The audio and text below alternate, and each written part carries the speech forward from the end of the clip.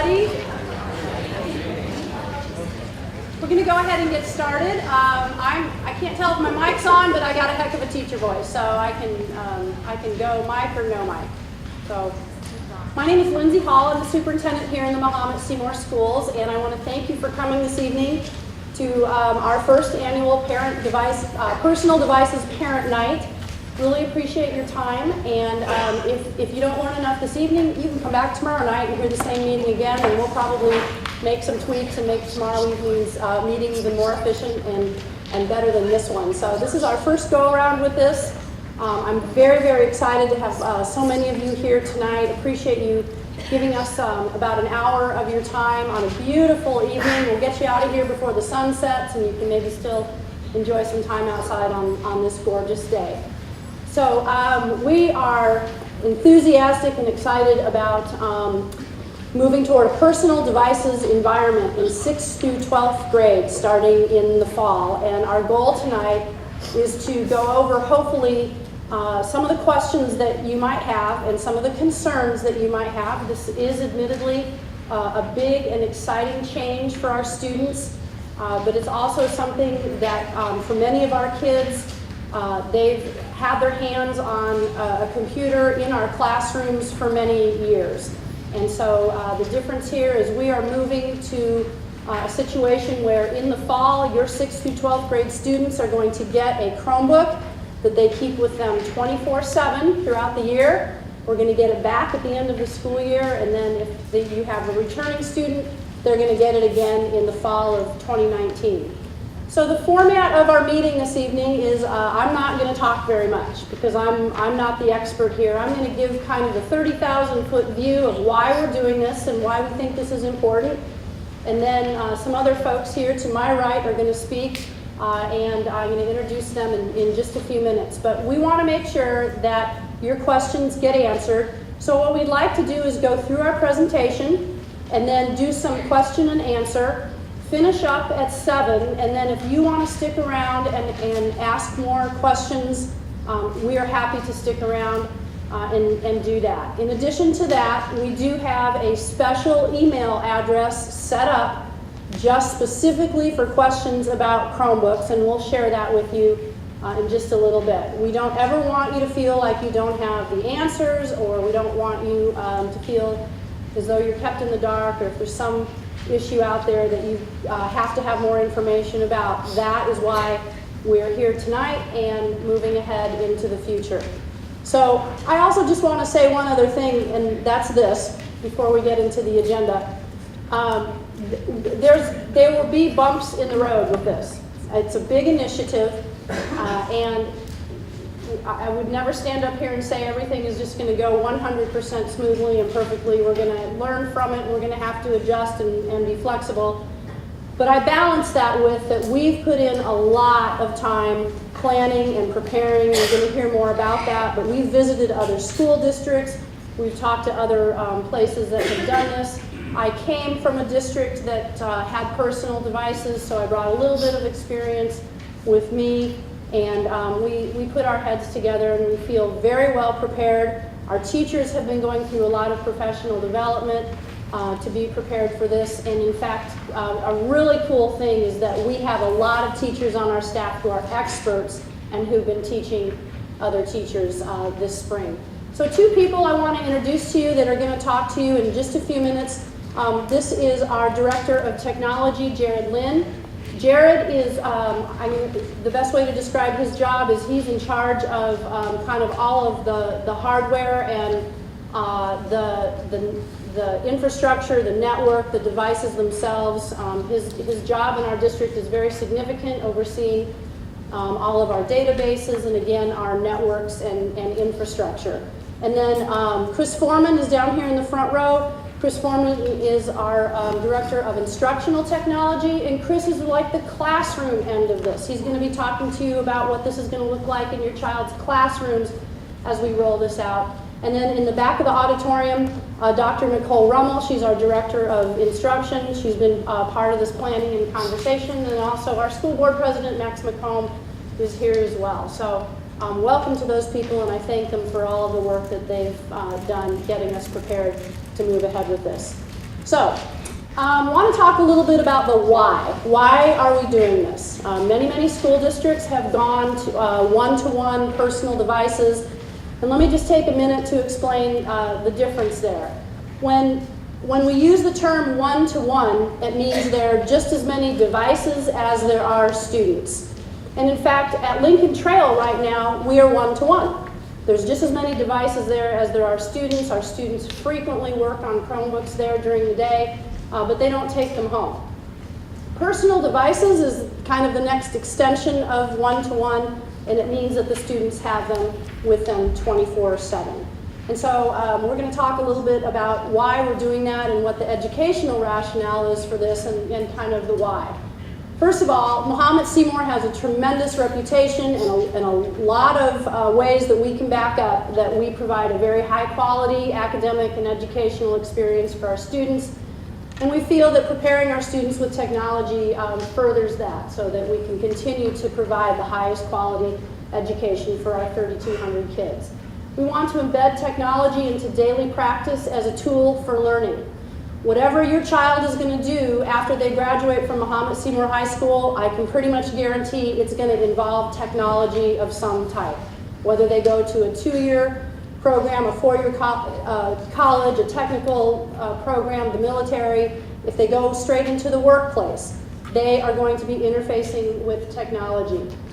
We also want to emphasize, and you'll hear throughout this conversation, that the teacher is the most important factor in your child's education. The human being that we hire and put in front of your kids, that is the top most important factor in a child's education. Technology is merely a tool that a teacher uses. It's not replacing teachers, it's not replacing paper, it's not completely replacing textbooks and other learning materials. But we want to always emphasize that the human being and the relationships that we form in the classroom are really the most important factor related to learning in a classroom. We want to transform and redefine learning in our classrooms to reflect the changing world that our kids are going to go into after graduation. I talked a little bit about the human relationships that are established in schools. We do not ever want to replace those. Technology is an enhancement and a facilitator of learning, not a replacement of the teacher. We also want to emphasize that proper and appropriate use of technological resources is very, very important. We already teach internet safety. We will continue to do that, and we have even greater opportunity to talk about that with our kids with the Chromebooks. And we will go into depth with what the safety features are with the Chromebooks that we are giving your kids. We also want to personalize learning and provide equitable access to technology.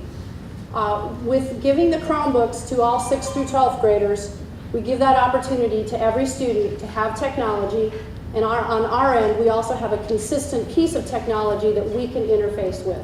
We have more control over it, it's safer this way, and again, it's a question of equity, and we can bring about more equity in learning opportunities through this initiative. And also, I want to talk a little bit about screen time. We know that that's a concern. I'm with you. If I had younger kids, my kids are grown up, but I would be concerned about that as well. And we emphasize that we should not be attached to our screens at all times. And so we want to partner with you in that initiative. Certainly for working, there's going to be some screen time there, but we also know that limiting that and having a conversation and going back to those human relationships still very important part of what we want to teach and what we want our kiddos to do. All right, I think this is my time to stop and introduce Chris Foreman.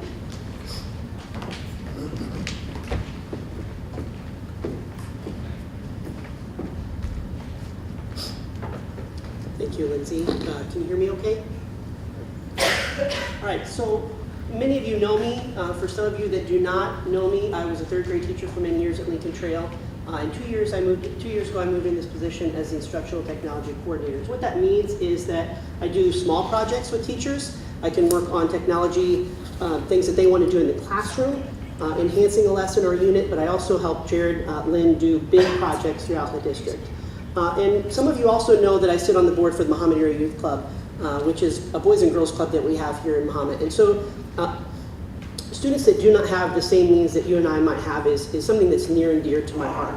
And one of the things that I want to start out right up front is to say that one of the things that I've noticed in the last 2 years is that when I go in to teach a unit or a lesson in the classroom, especially with junior high and high school, and I say, okay, get out your device, or we have a Chromebook cart.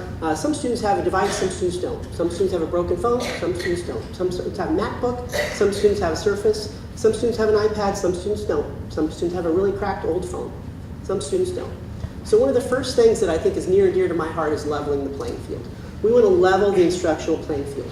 We've looked at a lot of different models, we toured a lot of different schools, and we're in a unique place in Mahomet Seymour. We have the technology here. We have the Chromebook carts here. We have Chromebooks. We have almost enough, but not quite enough for all students right now. But what we're doing is we're giving those Chromebooks away to those students, and they have access immediately to them. We're leveling the playing field so that each student has a similar device. When I go into the classroom and we do instruction, it could be, if you have a phone, get out your phone. This is what Google Classroom looks like on your phone.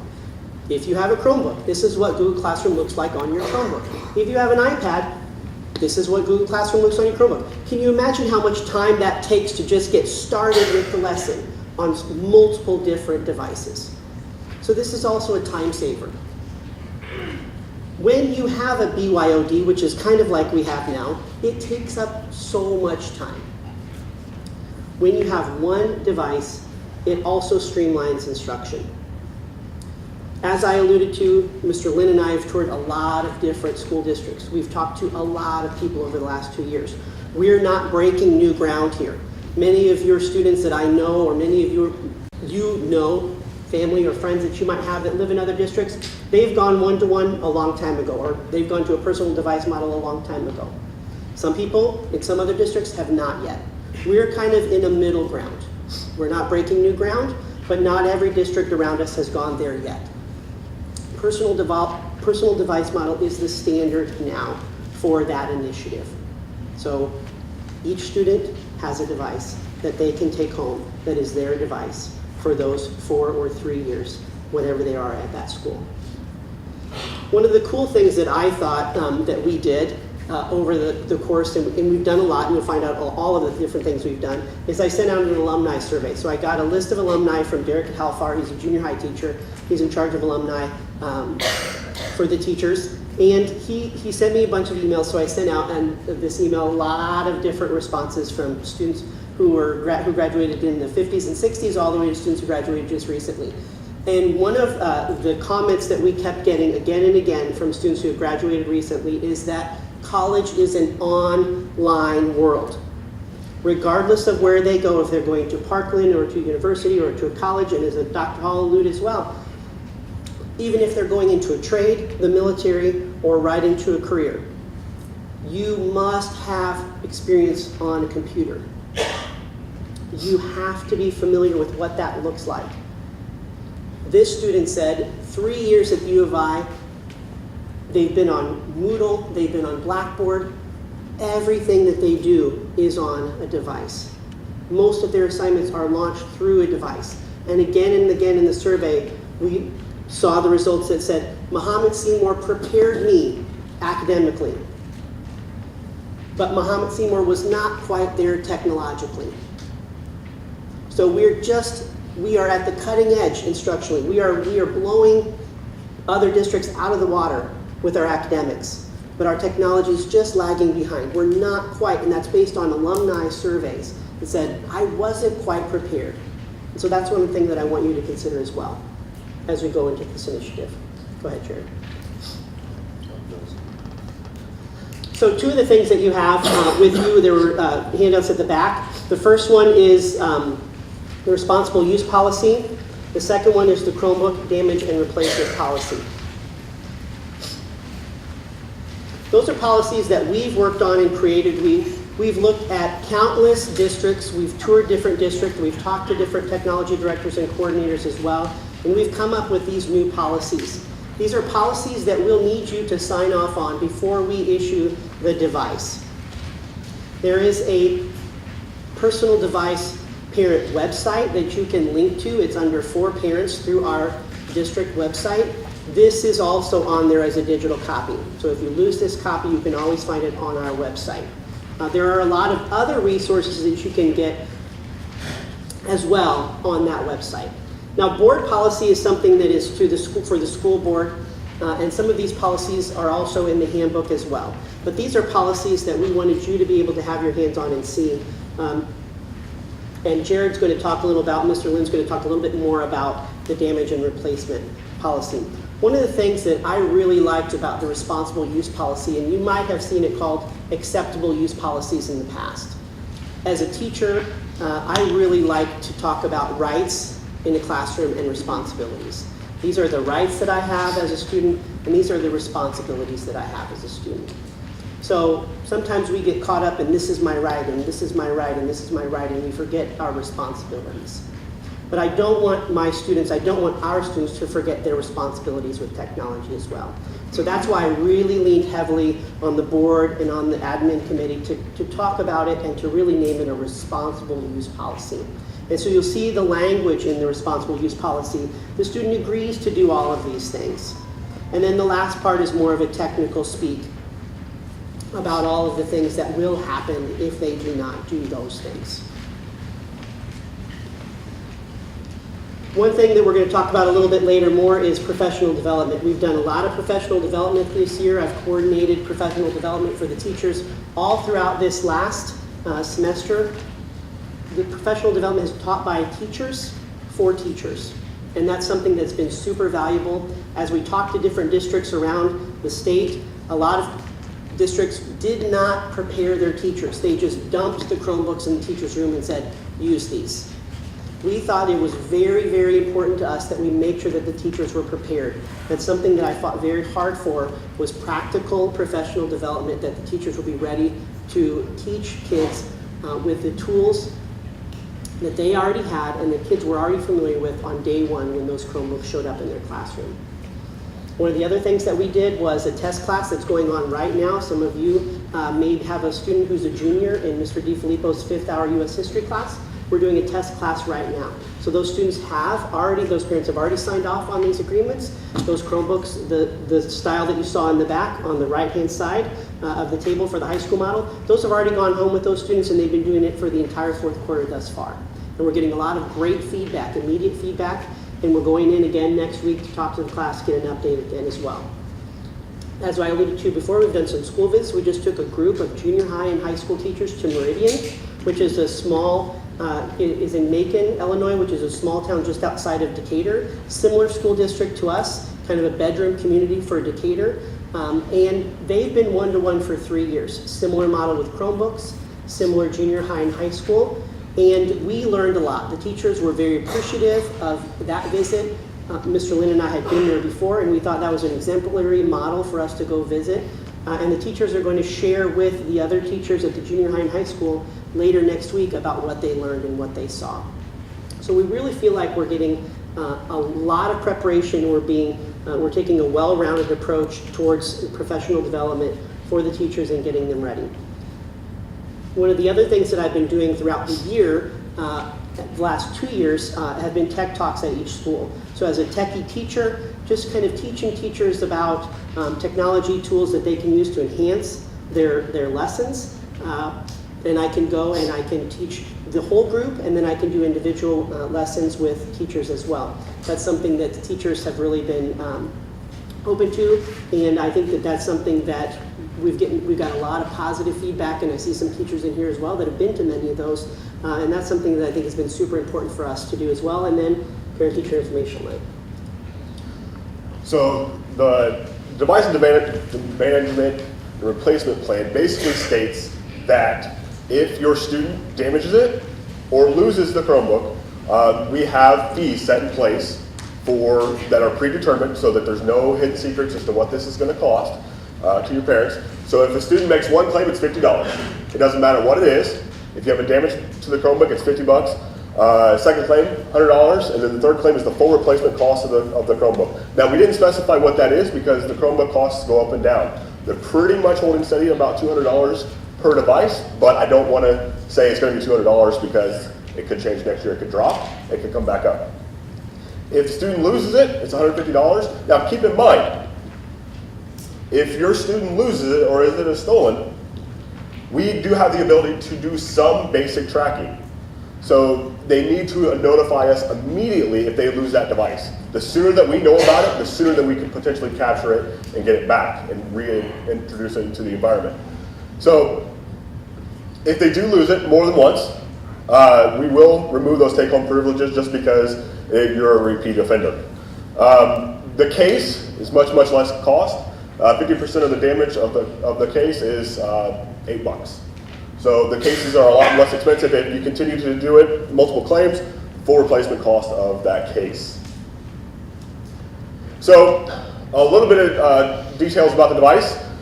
We did decide on the standardization for all 6th graders and all 9th graders on a Dell 3180. This Chromebook is ruggedized, meaning it is designed for students. It is and I'm going to use this quote, it's designed to be dropped from a table. Now, I'm not going to suggest that you go home and drop it off your table. Well, please don't do that. But they are designed for students. They do have a spill-proof keyboard. So if something happens, the Chromebook, don't do it, please. But you can, it will still continue to function. It does have an all-day battery life because this is important. We got to make sure that the Chromebook lasts throughout the entire school day. The key here is that it is all-day battery life. We want to make sure that the Chromebook is coming to school fully charged. So the expectation is whenever the kid comes home at night and he or she is going to bed, they plug in that Chromebook for the next day. They should not come to school with a dead Chromebook. Now, we are going to have set aside in designated areas charging stations, but that should not be the primary source for your student to charge their Chromebook. They should charge it at home, be prepared for school the next day. The case is what we call an always-on, meaning the Chromebook is not designed to take out of the case. It's one more layer of protection for our devices. If they remove it, there will be consequences for that, and we have yet to determine what that is, but we're working towards it. There is optional insurance that you may purchase. The district is not going to purchase them, but if you feel like, you know what, you know your kid's better than anybody else, if your kid is going to damage that device over and over and over again, there are insurance plans that you can do. I believe the costs vary, but I believe last year Meridian said they were $25. Yeah, $25 for the whole year. So just keep that in mind. That is an option. So, device management. All internet activity is monitored and filtered. Now, what's that mean? We filter every single website that the kid visits. We know what they visit. We track it regardless if they're in school or out of school. Now, we do this because this is our device. We're tracking, even in school right now, we're tracking everything that goes in or out of this building in terms of internet access. It's part of what we have to do as a district. Now, what that does not mean is I don't have access, nor does anybody else have access to that Chromebook's webcam. Please, please, please understand. There is no ability to see I don't have access to that webcam, just plain and simple. So in school, we're going to utilize 2 different filtering sources, one called GoGuardian, in which we'll talk about in a little bit. And then we also have in-house filtering that we do on every single device, regardless if it's a Chromebook or not. Now, when the device is outside the school grounds and they're connected to the internet, we will still continue to utilize GoGuardian. Finally, this has been brought up multiple times. What if I don't have internet at home? Because that happens. We do have a device called Khajiit. Khajiit is something that you can check out from the library, and that will provide very limited data for student use only. Only the Chromebooks can connect to the Khajiit device. And we'll talk more about what that looks like in a second. Again, as I mentioned, if the device is lost or stolen, please, please, please notify the school at once. We will recover a lot better if we know immediately.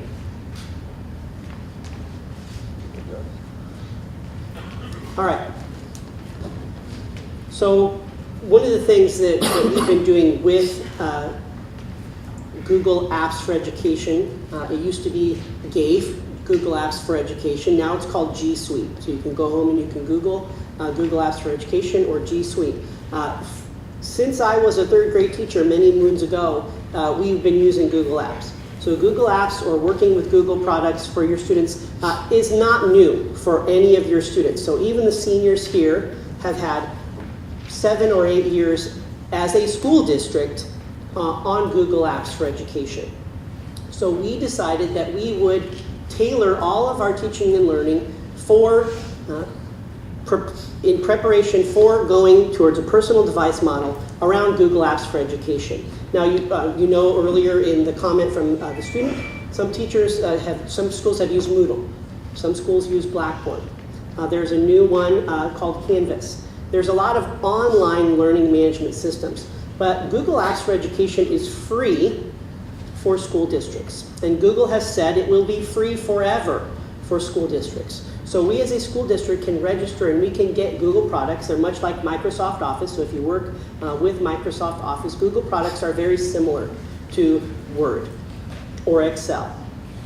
Google products offer a lot of instructional aspects that Microsoft do not. There are a lot of collaborative tools that now Microsoft is embedding now into their products that Google had before.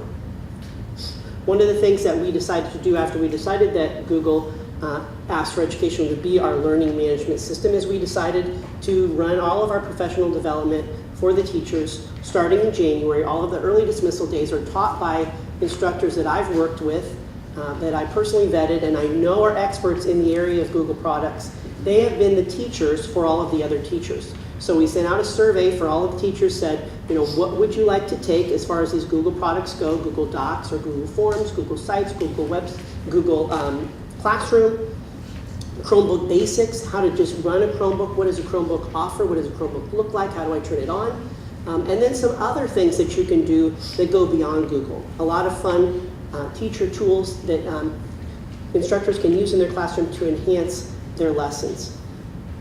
Teachers self-assess. They said, these are the ones I want to do. These are, this is about my level. And so I made the schedule for all of those teachers, and then those teachers, kind of like a conference-style session, those teachers have been going on every early dismissal day, all throughout the junior high and high school, to those classrooms. And they're getting basic foundational instruction on these products that they can use to teach their students when they come into their classroom. So they could have a Google site, a Google website that says, this is who I am as a teacher, this is my experience, this is what I teach, and then they could have information about their course on that website for you as a parent to go to see. They could run Google Classroom through their website or through their class, just through their instructions. Some of them can do that without having a website. And you as a parent can get information about those courses and about those assignments. Some of you, I see you're shaking your head, you know about Google Classroom and what it can do because many of your teachers are using it right now. Google Docs, like I said, is like a word processing app. There's a lot of different functionality that teachers can use in their instruction. I see some students in here that probably are using it right now as well. Jared talked about GoGuardian. GoGuardian has a lot of great features for teachers as well. So one of the things that we loved about GoGuardian is not just a filtering system, but it's also an instructional tool. So as a teacher, I can set during my unit or during a lesson, I can say, I only want the kids who are in this classroom to be able to go to these 4 sites or these 3 sites while they're in my class. And so it links with Skyward, which is our student information system. That's how we do attendance and we do rostering. It links with Skyward, so those students who are in that class can only go to those 3 or 4 websites that I, as the teacher, say that they can go to for instructional purposes while they're in my room, even if they're homesick and they turn on their computer and it is that hour. They could only go to those 4 or 3 those websites while they're during that hour. That's a really powerful tool for teachers because they don't have to worry about, while we are researching this topic, is Johnny off searching, Avengers spoilers, right?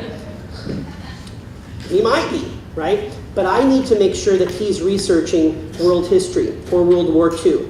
And so that's an instructional tool that I, as a teacher, can rest assured that he's not just surfing on something else.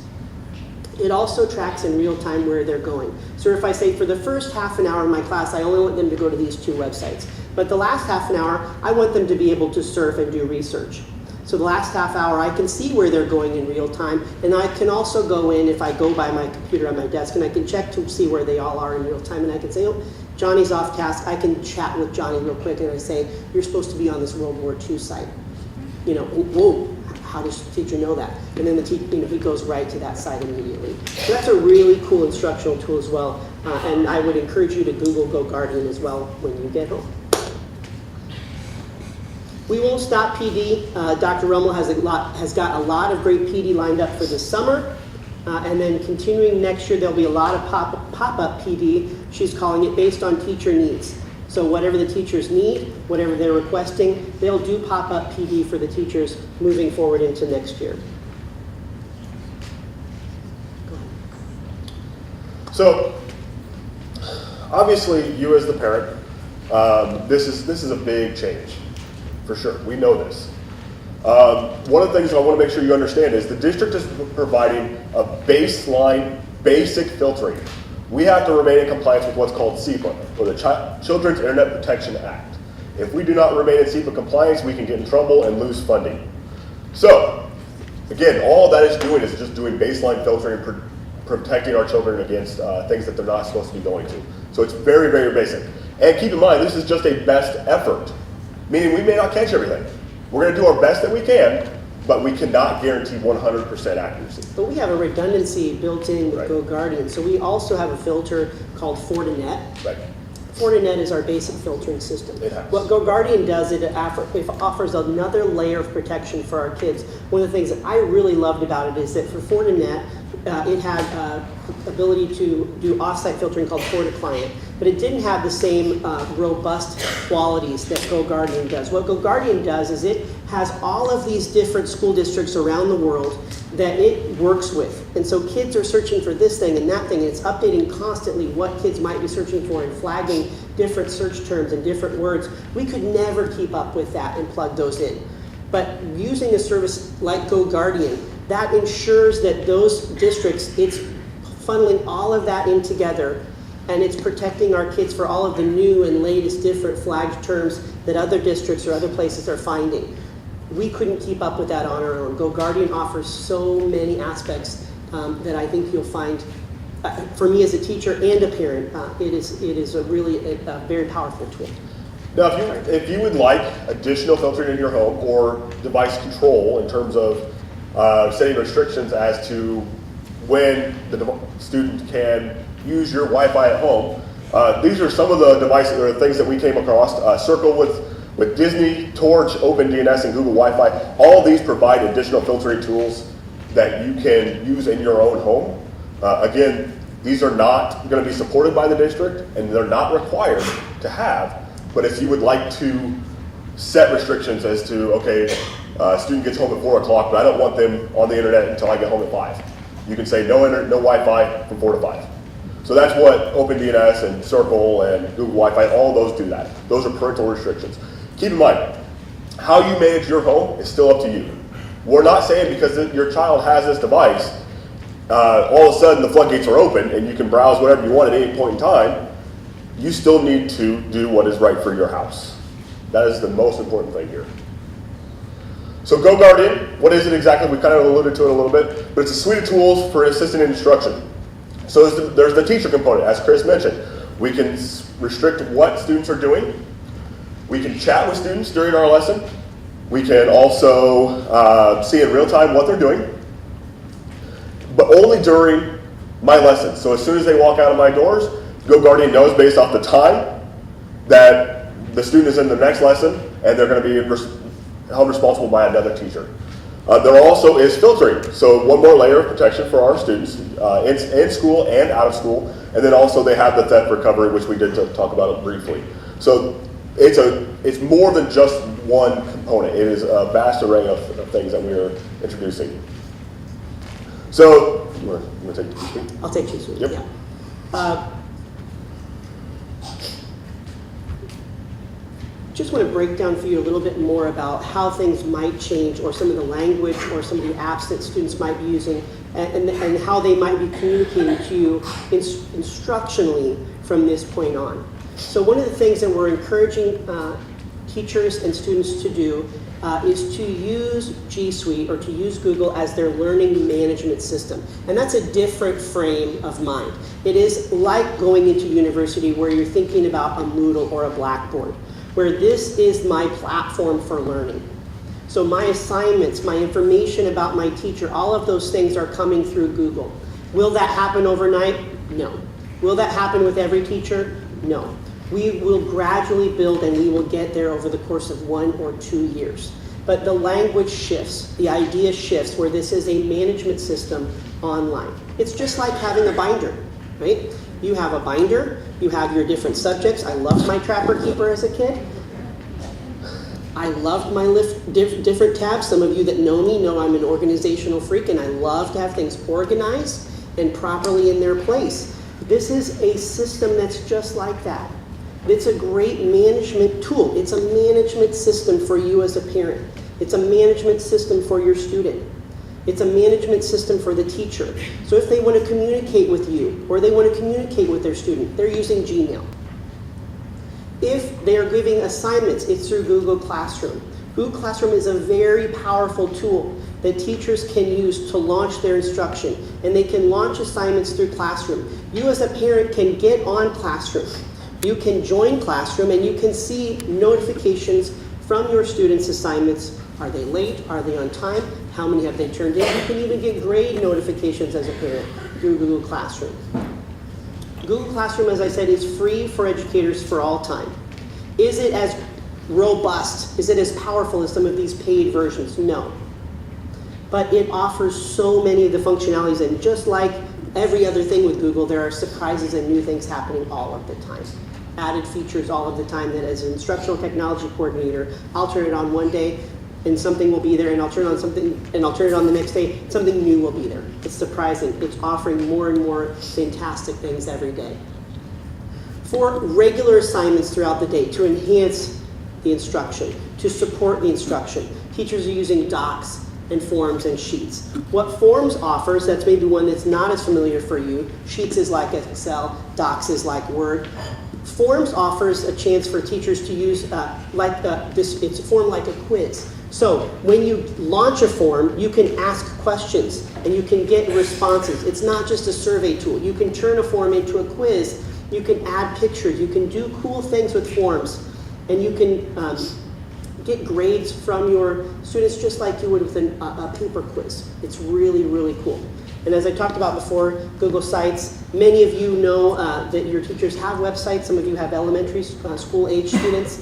They've had websites for a long time. Maybe not all junior high and high school teachers have websites. More and more of them are building, as we're going through this professional development cycle, websites.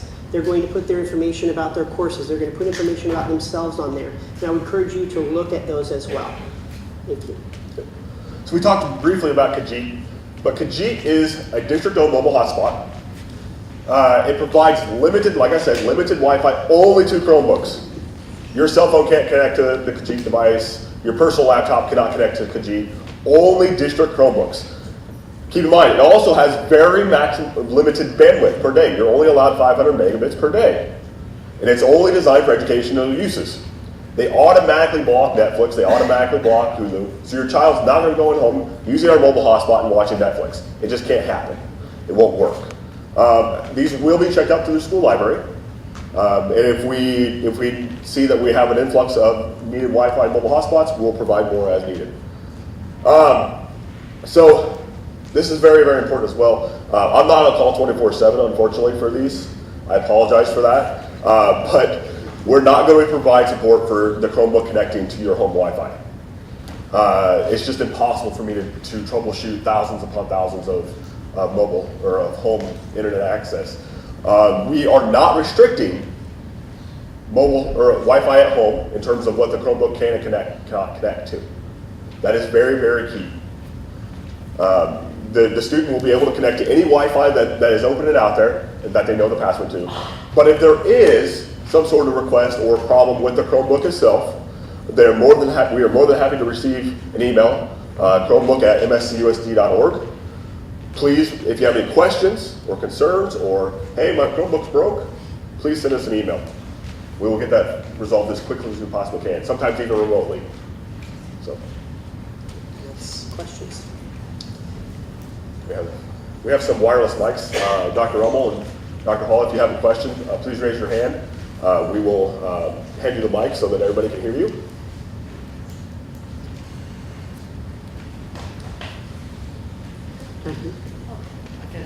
Michelle, go ahead, Michelle. Yes, hi. So Google, first of all, I applaud for that initiative, right? This is great. It's real good news. Google is really well known for liking gathering data. Yeah. How are we going to protect the privacy of our children in terms of their personal information and academic information? I'll take this one. So within the Google admin, as an administrator, I have access to the admin console. There is a checkbox that says, do not collect personal data. And that's enabled by the district. So even today, that data is not being sent to Google. It is stored privately. The second that a student leaves, we do remove their information after a certain period of time. For example, seniors, once they graduate, or if a student leaves the district, we'll remove their accounts or block them. So are you talking about private information or academic Any information. Anything. Anything that they store on the device, or their web browsing history, or any type of content, it is deleted. And the school will have access to that data. Yes, right? we do. That's right. So The at, school currently has access. Are you going to use that information in any way? And if yes, will you let us know? I mean, I'm all for using Sure. the information, but will you let us know what you're going to do with that information? Absolutely. I mean, from my perspective over the last 2 years, it's been fascinating to get to know the behind the scenes of Google and the dashboard that Jared was talking about, and all of the functionality is very powerful. But we are lucky to be able to have that free to us to control. So there is a real, we have privacy, and we can be assured that that is a real thing that we can control. When they leave here, they will not, they can take some of the things that they want if they yes, want. there is a checkout process. There's a way for them to take some of the speeches or papers that they've written. They can take that with us, but their privacy is secure within our domain. Right. The thing to keep in mind too is that we don't go just searching through student data, right? Now, keep in mind, with GoGuardian and then other tools that we are utilizing, if a student is perhaps, let's for example use self-harm, right? If the student is writing a paper or doing search results based off of, hey, I want to do some self-harm, we're going to get notified about that. And administration is going to get notified about that. And then we take the appropriate action. Now, keep in mind, their data is viewable at any point in time, right? Because it is under our umbrella. So that's something to keep in mind too whenever you're looking at this. Regardless of whether or not they were on the Chromebook or not, once they sign in with their student Google account, that data is accessible to us, Great. period. Thank you.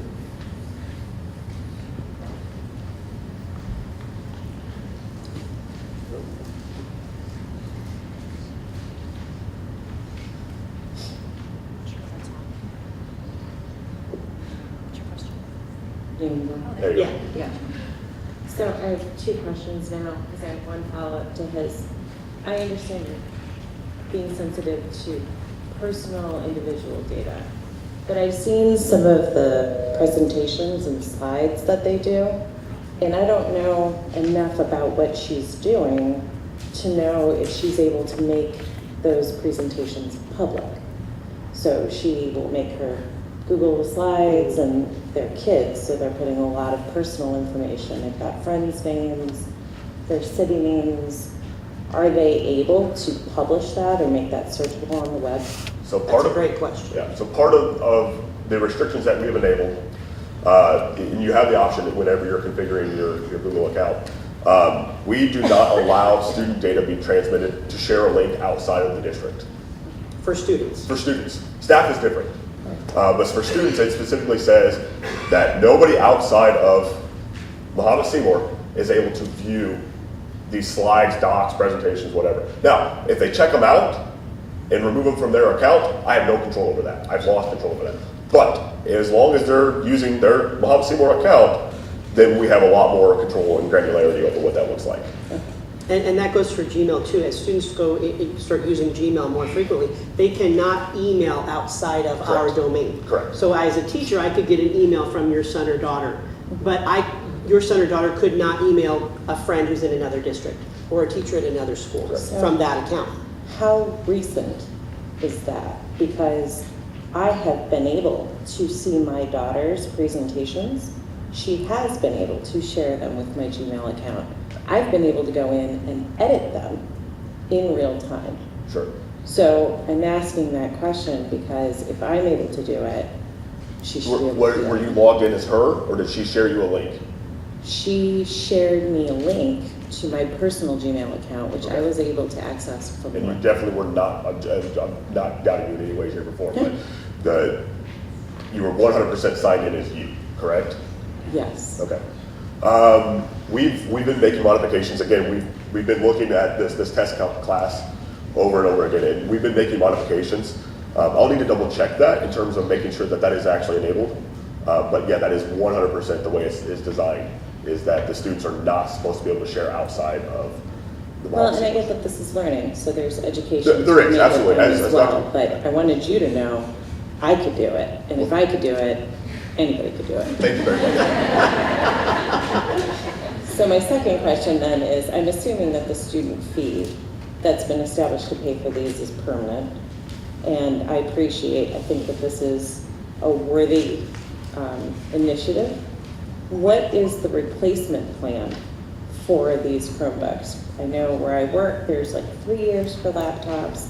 Kids, I assume, are harder on their things than I am. I don't guarantee that. But is there a plan or a life of expected life for those devices? And if you're buying them all up at once now, are you going to end up having to replace them all in 3 to 5 years? And how are you going to pay for that? Right, that's a great question. We didn't go into that in the presentation, but we have a plan for the junior high machines. So 6th graders are going to be getting new machines. 7th and 8th graders are going to be getting the used machines that are already at the junior high. All of those devices, once they cycle out from the 8th grade, will be going back to Lincoln Trail. So that will help then keep the Lincoln Trail machines fresh. Now, when the freshmen here, they get those new machines, that will be their machine all 4 years. And the life expectancy is about 4 years. For Chromebooks right now, these new Dell 3180s, they'll last. Their end of life will be 4 years, or even longer in some cases. So those students will then have an option, and we are still in process of what that buyout would be, $1, $25, whatever that is, but there would be a buyout option for parents when that student graduates. They could take it on to college or wherever they're going, if they so choose. So more importantly though, so Dr. Hall. Go ahead. Okay, so we're buying new Chromebooks every single year. Now this year was an exception because we had a mass amount of Chromebooks that were out of date, essentially, right? So this year is not the norm, but next year we will only be buying Chromebooks for grade 6 and grade 9, and that's it. So the fees will cover those costs, right? Because we kind of, and Trent Nuxel, the business officer, ran some numbers and said this is where we need to be in order to make this viable. I just want to speak briefly about the fees. Trust me, it's not the most enjoyable vote that a school board takes to raise fees and pass that on to our parents. But just a couple of things about that. The school district had a fee increase for 5 years, and like other entities that we interact with, our costs increase every year as well. So while the fee increase does help to pay for the Chromebooks, the other thing that we've done that is really not very visible and really not something that you would see, but it will help with our personal devices initiative, is we've made some significant upgrades to our infrastructure. Because what we don't want to happen is to put all of these devices onto the wireless network in the fall and then have the internet not work or be really slow and not be able to support the learning experience that we want to support. So a lot of time and thought went into thinking about how much to raise the fees and what costs to pass on. We don't want that to be a roadblock or a barrier to any families. We're always Happy to work with families if they need to pay fees in lower increments over time, that type of thing. But the fee increase really covers a lot of issues related to technology and not just singularly the Chromebooks themselves. There was one down here, I think earlier as well, Dr. Rummel. No? Okay, so I see the replacement or the deductible for obviously the Chromebook itself and the case. What about the charger? So, Yeah. yeah, so there will be a different cost associated with that because they're a lower cost. We'll get that added to the form, so you'll see that. No.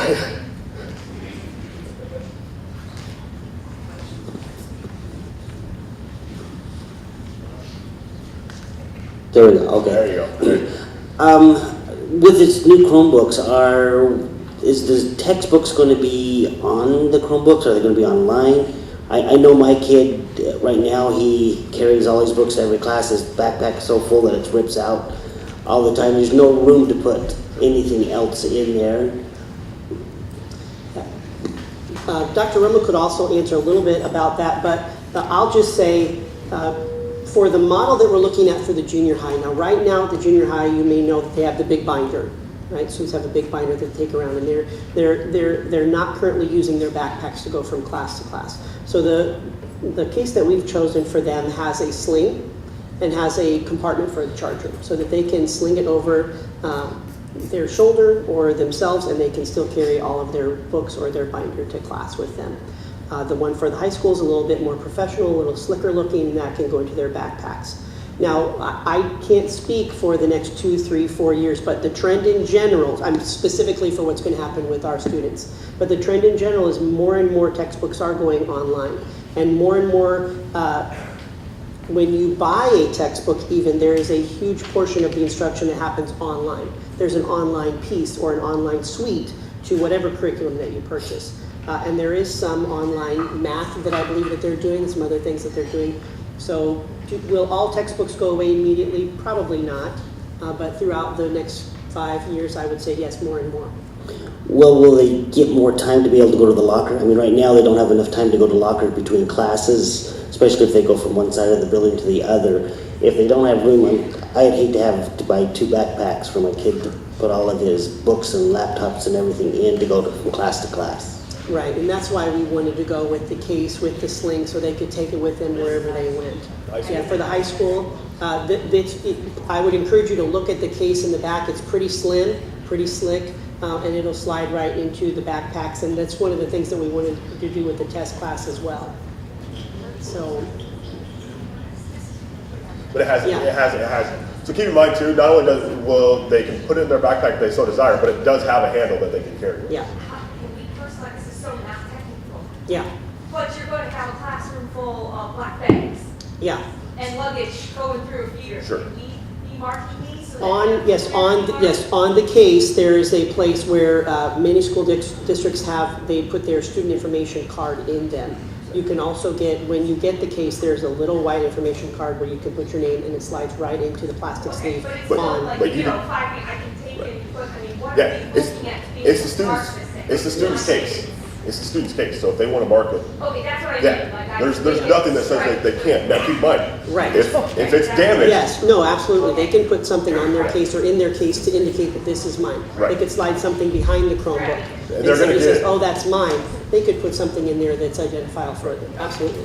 just like the Chromebook, they're going to get that case for the entirety of. That's what I. They're not going to turn it in and get a different case. No, that case is theirs. Yes. So, is it my understanding that when your student is signed into their account, that they're under the GoGuardian and they're under all of those things? Is there a way that they could sign out of that account and then create another Gmail account and then have access to Wi-Fi's and all of that is not protected? The answer to that is no. So within the Chromebook itself, we disable what they call incognito browsing, where there's no tracking done. So private browsing is disabled. The other thing that they cannot do is they cannot sign into the Chromebook with any account that is not a Mohammed Seymour account. So it has to sign, they have to sign in with the Mohammed Seymour account.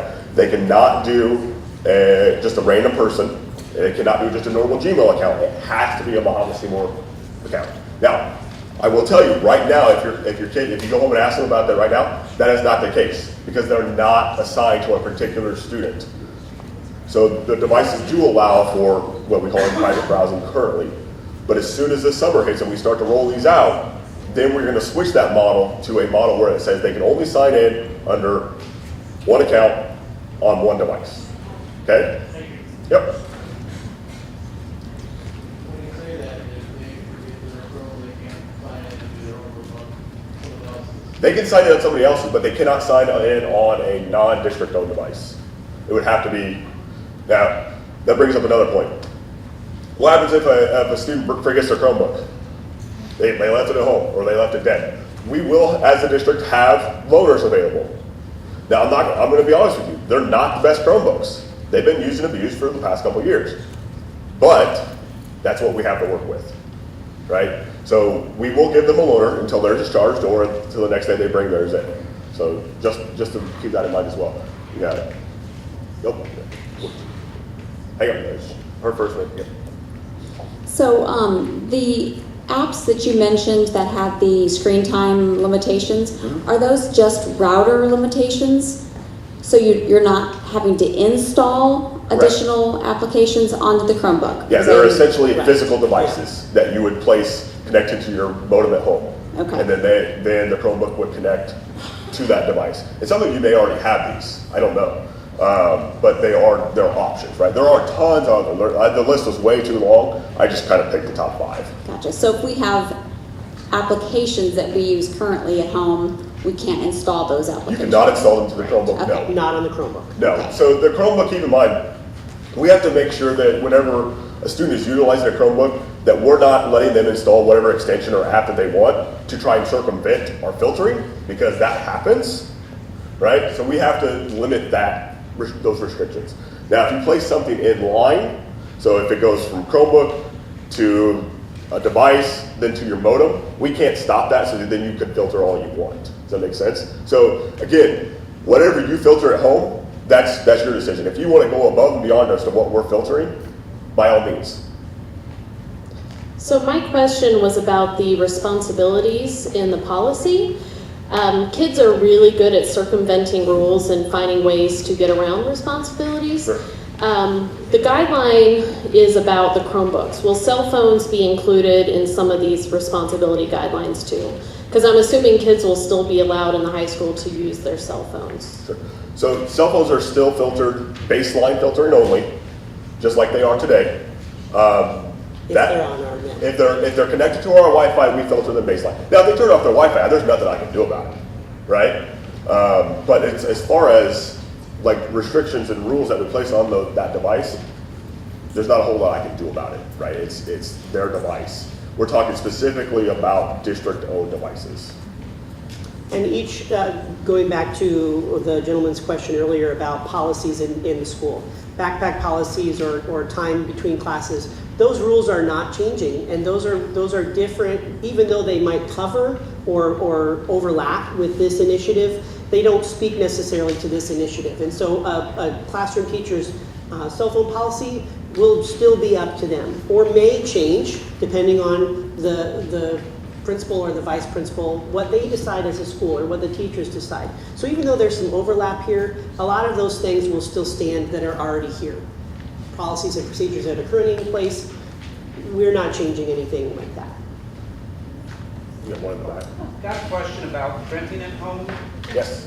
Especially with Chromebook. I know it's been very problematic for us because it has to be emailed to, like for my daughter's Chromebook, to email account I have set up for AirPrint. Yep. And from what you're describing, it sounds like that would get blocked now.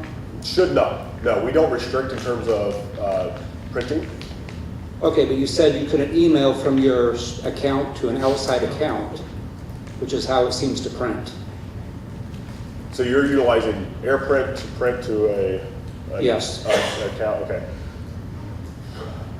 Are you? You can't install it, right? No, there are printers that do what's called Google Cloud Print.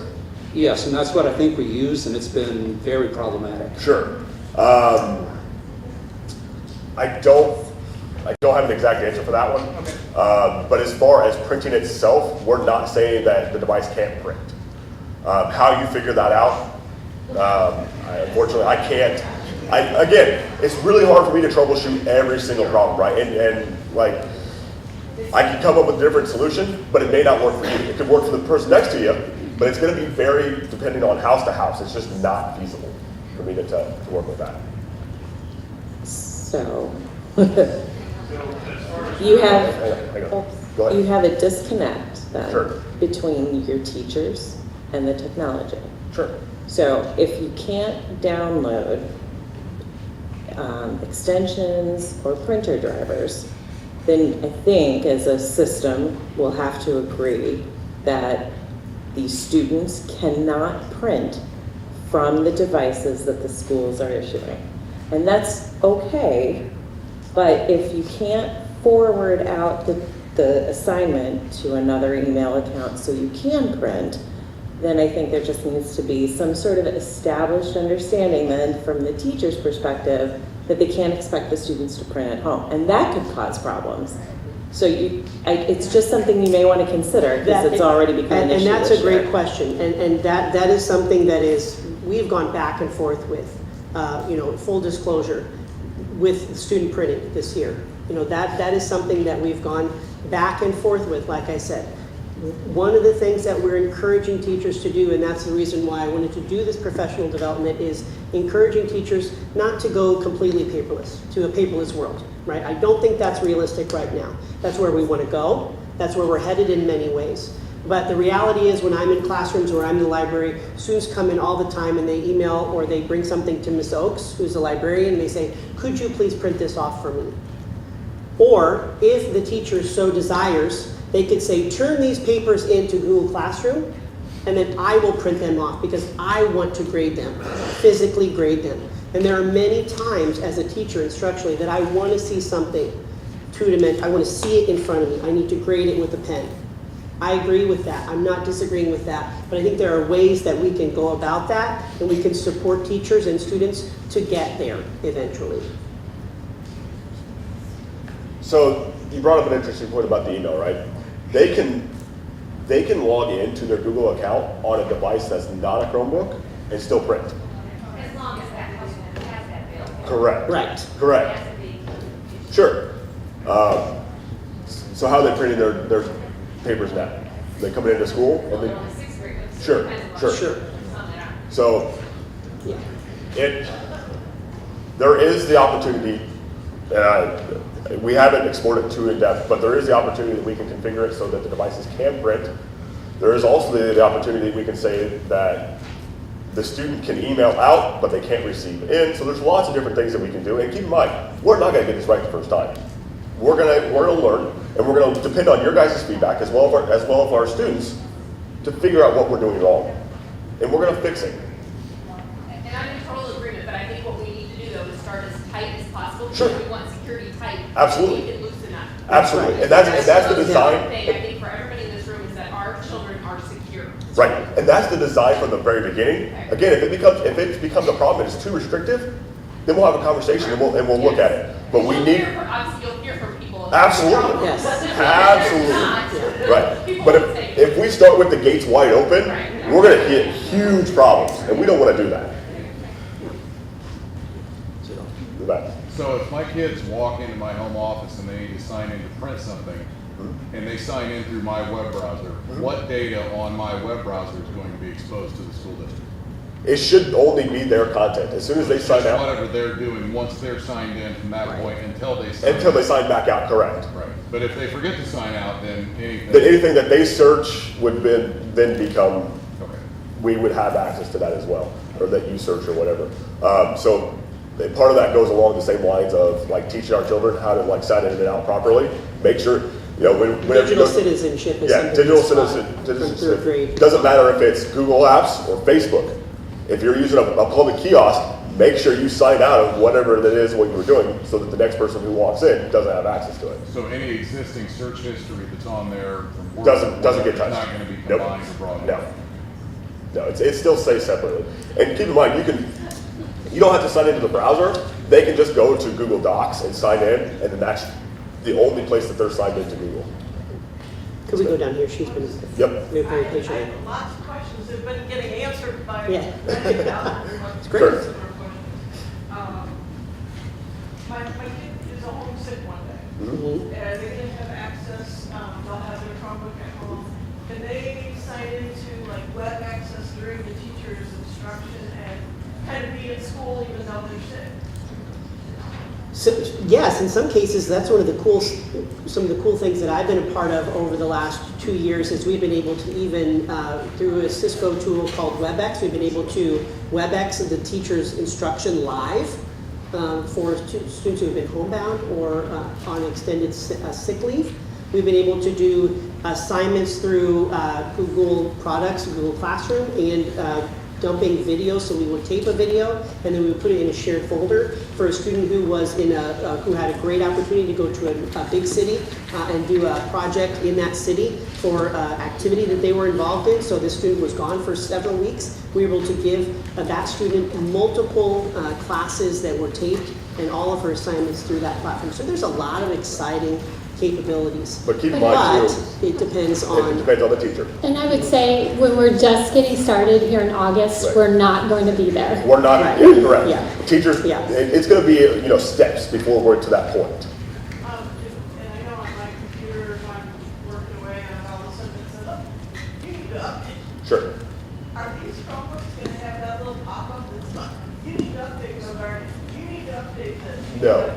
no, that's a great question. So part of, we have, as an enterprise, even though we're a school, we're still considered an enterprise by Google.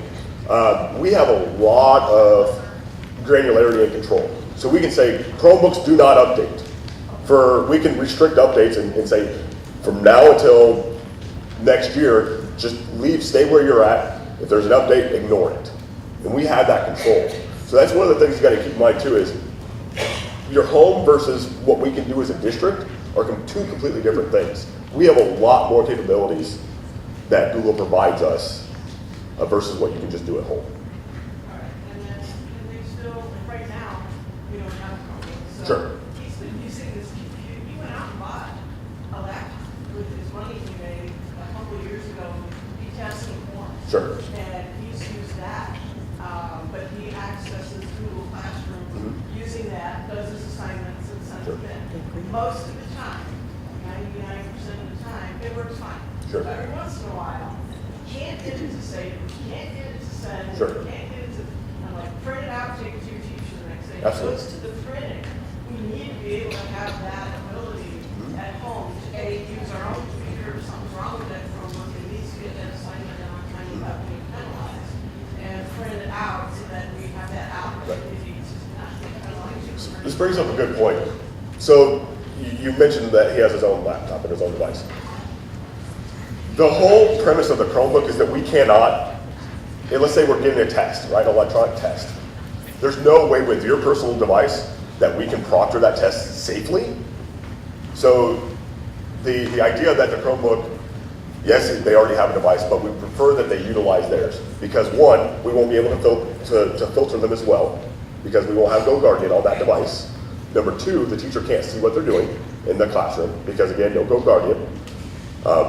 And three, it's just from a proctoring of an exam or a sort of assessment, there is no restrictions that we can apply. I was just thinking in terms more of doing his assignments, you know, I'm in the classroom. Sure. It's nice that he can use that Google Classroom. It's not much assignment. Right, that won't change. They can sign in from any device. That will not change. The only difference is that whenever they sign into that Chromebook, it recognizes that it's your student. That's the only difference. And keep in mind too, wherever they sign in, doesn't matter the Chromebook, all of their data comes across. So all their data lives up in the cloud somewhere, right? That magical word.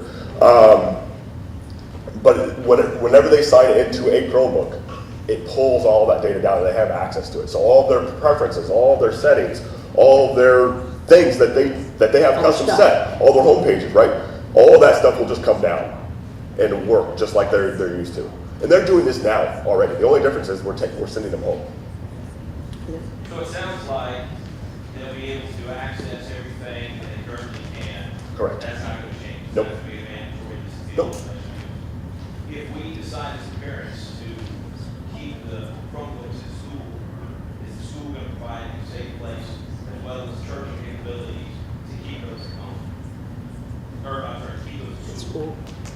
And again, that depends on the school and what they decide, what their policy is. There are districts that do that we've looked at, that we've talked to, that say for this reason, educationally, or for discipline reasons, the student needs to turn in their Chromebook every day, and they have to go to this room that's manned by a human being, and they have to sign off, return their Chromebook, and then in the morning they come and check it out again. Our current policy and plan is to have every student take them home. So there's no plan in place currently where we do not have anybody manned that says, this is where you're going to turn in if your mom and dad don't want you to go in. It's not saying that we wouldn't. If it's something that a lot of parents request or something that you want to, you can speak to your administrator about that. But the plan currently is that all those machines would go home. Ma'am, there's a question in the back. I would echo that. I first want to say that I appreciate this program and I think it's great, but I think it's great also to keep in mind that this is a tool for our kids to be successful. I have a son and it's going to be very challenging for him to be as struggles the same as your son, carrying things back and forth to school. He rides the bus home. He frequently forgets his stocking hat and his gloves. So he's going to be very challenged now. Another thing to remember, we have 2 fifth grade teachers this year that both of our children are in 5th grade. They both utilize Google Classroom, so we purchased laptops for our kids for Christmas. So if there's a potential or an opportunity to leave them in school, I think that would be a great feature to offer for kids that already have the technology option at home. And that's great for us to hear. We will certainly pass that information on from this meeting to those administrators and share your feelings with them. I'm happy to do that. Down here. Yeah. Well, then we'll get you. Yes, Ms. Mom.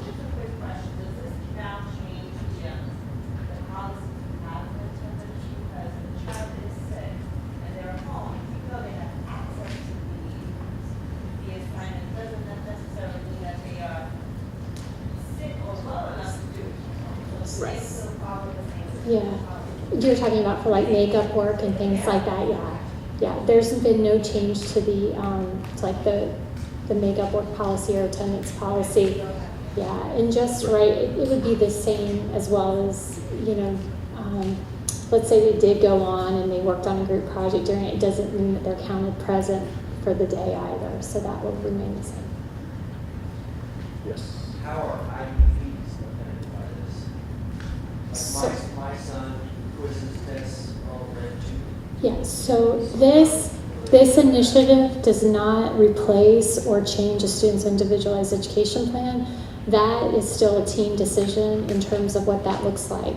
So when you have the next IEP meeting, it may change in terms of the team may decide, okay, instead of a human reader, we're going to have an extension added to the Chromebook that will allow the computer to read assignments or tests to them. But if the team decides that that's not best and the student still needs a human reader, then a human reader would be provided.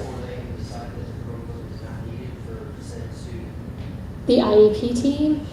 Like my son he's on the spectrum. Right. So he can't comprehend certain things. Sure. So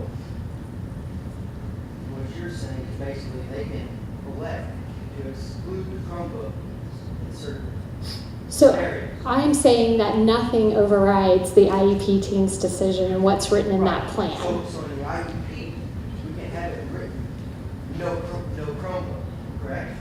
Okay, so not being on that plan, this is really tricky. I think that what I don't want to get into is where we have kids that have, kids that don't have. It may be certain times that are appropriate and other times that are not appropriate. There may be different things, but I don't know. I'm not a part of that IEP team to know your student and to know what the individual needs are for that. I would probably talk with the case manager regarding that or with Mrs. Northup. Just in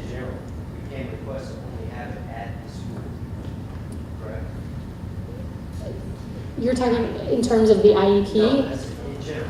So And is there a way to say, because the paper on our home computer and transfer it from a USB drive to, so there's not, I don't know that there, They'll accept a USB drive, yeah. But if they're doing it in Google Docs, it's there.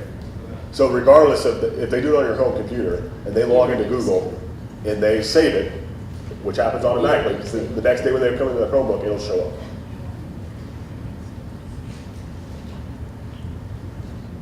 Is there a way to put, with him being autistic, he won't understand how to basically use his own, like, at home, little things that he says, he's like that, and we, but where he can keep it at school, so the school device. so I would, those individual things like that are so specific. I would really talk to the case manager about it because it could be very specific.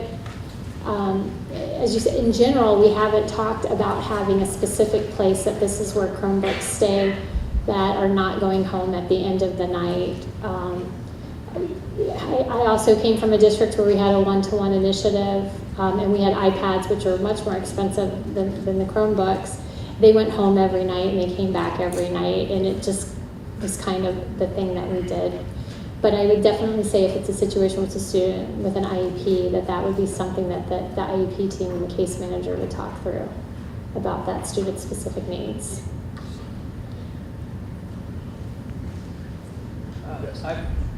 Not all students will get a brand new Chromebook, is that right? That's correct.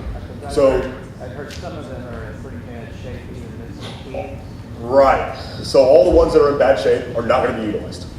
So we're going to inventory all of them again this summer, and we're going to look at them, and we are going to figure out which ones are good, which ones are bad. Now, we only have to come up with 2,000 total Chromebooks. We actually, brand new, we have 1,400, of which then we have an additional enough to cover the 2,000 students that are 1 to 2 years old. And those will be sufficient. We'll schedule those towards our juniors and seniors, current juniors and seniors, or next year juniors and seniors, so that the end of those life cycles of those Chromebooks will phase out with that student. So the next year that Chromebook will not come back. Does that make sense? So that the older high schoolers will get the older Chromebook? Correct. Because it just works in terms of how that Chromebook will work. How close they are to end of life. End of life, right. Now, with that being said, some of the Chromebooks that are 1 year old are nicer than the brand new ones. So keep that in mind. So it's not that they're a bad device. They're, at the point next year where we should be, there will not be one that has broken keys. Now, that brings up an interesting point, broken keys. These devices are designed, if the key is broken, that is intentionally broken. They don't just pop out.